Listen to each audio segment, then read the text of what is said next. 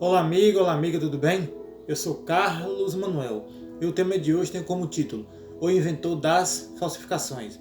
Amigo, quando você olha aí por trás de quase todos os produtos que são aí originais, tem um produto aí falsificado por trás desses produtos. Você vê aí que tem a falsificação aí de produtos como sapatos, roupas, também na questão aí do casamento. Deus criou lá no Gênesis o casamento de homem com mulher, mas aí tem o casamento aí de homem com homem, mulher com mulher. Então você vê que por trás de tudo aquilo que é original tem aí uma falsificação. Existe algo falso por trás. O real também. Enfim, são tantas as coisas aí que se eu for falar aqui, eu vou ficar falando aqui um bom tempo e não vou nem dar conta de falar de tudo aqui sobre a respeito da falsificação.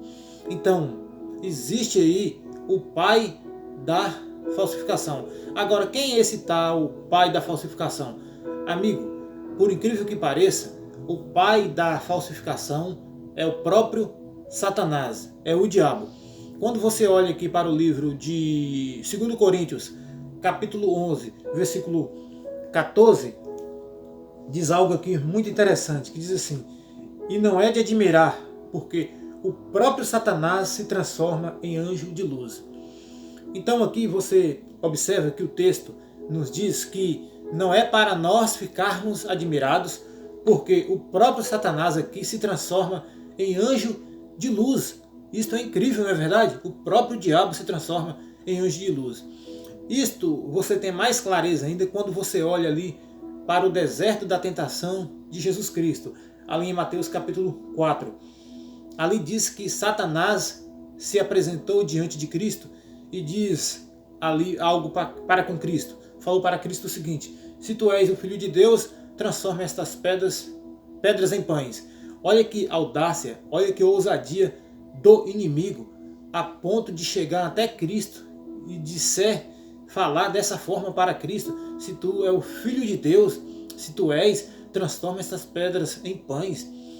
Se fosse ali um anjo de Deus, não ia falar desta forma: se tu és o Filho de Deus. Foi só por causa das palavras dele que Cristo reconheceu ali que não era um anjo de Deus, porque ali Satanás se tinha ali se transformado em anjo de luz. Ele disse: se tu és o Filho de Deus. Se fosse um anjo de Deus, não ia falar desta forma. Se fosse um anjo de Deus, ia chegar ali simplesmente e servir a Cristo, que nem eles serviram ali no fim ali dos 40 dias de jejum. Enfim, então você vê aqui que Satanás, ele é o pai das falsificações. Mas ainda eu lhe gostaria de chamar a atenção aqui em algo que é muito forte e importante. Se encontra aqui no livro de Mateus capítulo 24, aqui a partir do verso 23 em diante, aqui diz o seguinte: então se alguém vos disser, eis que aqui está o Cristo, não acrediteis. Se alguém disser para você, aqui ou ali está o Cristo, não dê credibilidade, não acreditem. E o próprio Cristo está citando isso aqui. Cristo é quem está falando aqui, amigo. E o versículo 24 diz assim, ó: porque surgirão falsos cristos e falsos profetas, operando grandes sinais e prodígios, para que, se for possível, enganarão até os próprios eleitos. Diz aqui que Satanás aqui vai aparecer como um falso Cristo e falso profeta, e se fosse possível enganaria até os próprios eleitos. Você entendeu? Falso Cristo e falso profeta. Amigo, isso aqui é de chocar. Diz que se fosse possível enganaria até os próprios eleitos. Por que se fosse possível enganaria até os próprios eleitos? Porque eles vão realizar sinais de prodígios, curas, milagres, coisas aí extraordinárias e espantosas. Eu não estou dizendo com isto que Cristo não pode realizar milagre hoje e sinais de prodígios. Cristo pode, mas eu estou dizendo aqui que Satanás vai realizar isso de uma forma tão maravilhosa, de uma escala tão grande, que, se fosse possível, enganaria até os próprios escolhidos. Agora, por que não é possível enganar os escolhidos? Sabe por quê? Porque os escolhidos de Deus estão ancorados na verdade, na Bíblia Sagrada, ali em João 8, 32. E conhecereis a verdade, e a verdade vos libertará. Ainda continuando aqui, o versículo 25 diz assim: eis que vos tenho predito, portanto, se vos disserem, eis que ele está no deserto, não saias, ou eis que está no interior da casa, não acredite. Cristo torna a alertar aqui, olha, se disserem a vocês que eu estou no deserto ou no interior da casa, não acreditem. Agora, olha o versículo 27. Porque assim como o relâmpago que sai do Oriente e se mostra até o Ocidente, assim será também a vinda do Filho do Homem.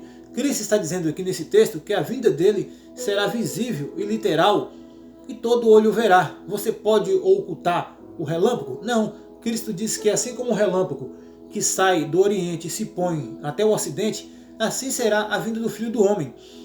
Quando você olha ainda para o Apocalipse 1:7, diz que todo olho verá.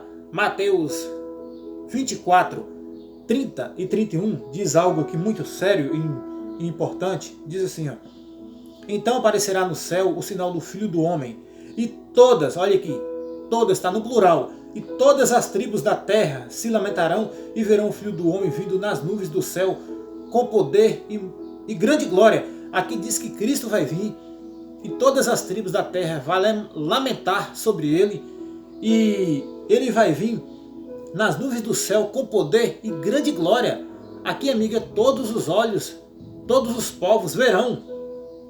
E o versículo 31 diz assim: e ele enviará os seus anjos com grande clangor de trombeta, os quais reunirão os seus escolhidos dos quatro ventos, de uma a outra extremidade dos céus.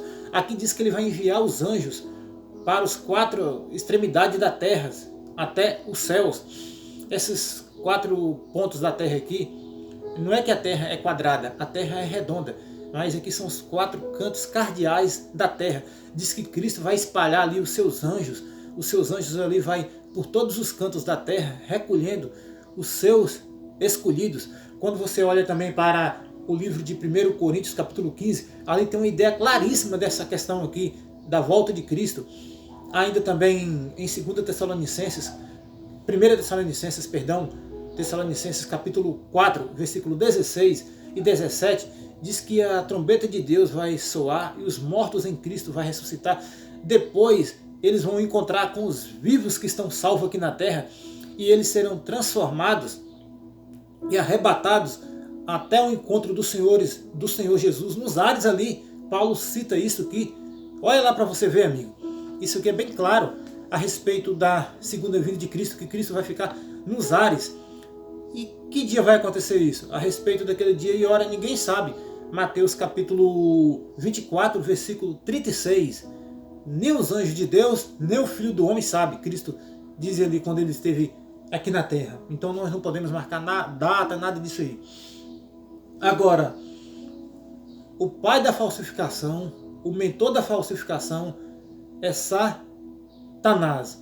E agora, você sabia que no fim dos tempos, o próprio Satanás vai se personificar em Cristo e vai aparecer aí andando aí pela terra? E muitos vão ser enganados por ele? Olha aqui para você ver, segundo Tessalonicenses, capítulo 2, versículo 9. A esse cuja vinda é segundo a eficácia de Satanás, com todo o poder e sinais e prodígios de mentira. Então diz aqui que o próprio Satanás se personificará em Cristo, com poder e grande glória e todo sinal de mentira. E vai sair andando aí pelo mundo inteiro enganando as pessoas. E muitas pessoas vão serem enganadas por Satanás. Sabe por que essas pessoas vão ser enganadas?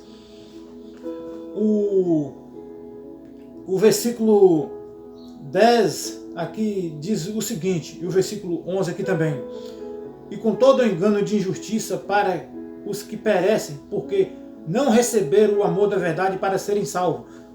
Diz aqui que as pessoas que vão ser enganadas são aquelas que não deram credibilidade à verdade, o amor da verdade, para serem salvos. Então, amigo, se você não deu ainda credibilidade à verdade, você está correndo um grande perigo de se perder e de ser enganado por Satanás e ser destruído pelo inimigo. Porque o inimigo vai vir com todo o poder de engano, porque ele é o mentor, ele é o criador das falsificações, entendeu? Então nós temos que nos apegar a Cristo, nós temos que nos apegar à palavra de Deus, à Bíblia Sagrada, que pode nos libertar e nos livrar desse arqui-inimigo. Se você almeja ser liberto de todo engano, de todo engodo, e se entregar nesse momento a sua vida nas mãos de Cristo por completo, fazer uma reconciliação com Ele, fazer uma entrega para com Ele, entregar de todo o coração, dá-me o teu coração, a Bíblia diz. Me permita que nesse instante eu lhes realize uma oração. Querido Deus, exaltado e glorificado é o teu grande nome. Pai querido, só o Senhor é digno de toda honra, de toda glória e de todo louvor. Senhor, toma nesse momento cada amigo ouvinte nas tuas mãos. Livra eles, ó Deus, de todo mal, de todo engodo e de todo sarcasmo do inimigo.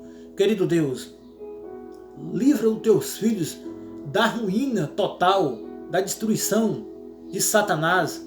Querido Deus, perdoa os pecados dos teus filhos e batiza eles com teu Santo Espírito, dando a vitória a eles em nome de Jesus, ó Deus. E que seja feito segundo a tua vontade, ó Pai, em nome do teu Filho amado Jesus Cristo. Amém. E lembre-se, amigo, de que Deus é o nosso refúgio e fortaleza e socorro bem presente na tribulação.